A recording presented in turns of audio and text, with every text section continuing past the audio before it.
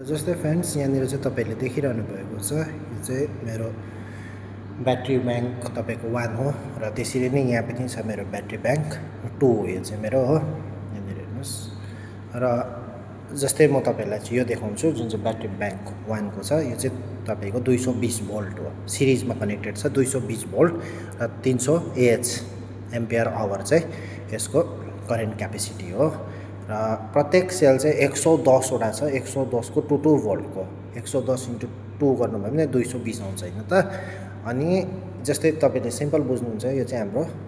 चार्जरमा गएको छ हैन पोजिटिभ र नेगेटिभ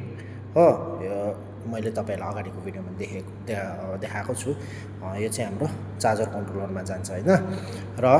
यो पनि एउटा देख्नुहुँदैछ यो चाहिँ बीचबाट निकालेको हुन्छ यसको म तपाईलाई पछि बताउँछु है यसलाई चाहिँ भन्छ यो चाहिँ तपाईको आधीबाट निकाल्छ जस्तै यहाँनिर चाहिँ हामीले निकालेको छ 88 बाट निकालेको छ यहाँनिर हेर्नुस् 88 बाट 88 बाट 88 को पोजिटिभबाट गएको छ है हैन 88 को यहाँनिर चाहिँ हाम्रो पोजिटिभबाट गएको छ यो चाहिँ के हो भन्दाखेरि चाहिँ ट्याप सेल हो यसको पनि यो ब्याट्री ब्याङ्क तपाईको 1 को पनि हो त्यसरी नै यो ब्याट्री ब्याङ्क 2 को पनि यसरी नै ट्याप सेल गएको हुन्छ बीचबाट चाहिँ मिडलबाट लिन्छ ट्याप सेल चाहिँ है र ट्याप सेलको काम चाहिँ के हो म तपाईलाई पछि बताउँछु अर्कै भिडियोमा बताउँछु है अहिले चाहिँ मैले यो सर्ट भिडियो चाहिँ मैले तपाईलाई बताइदिइहालेको है र 2 भोल्टको यो सेलहरु मिलेर चाहिँ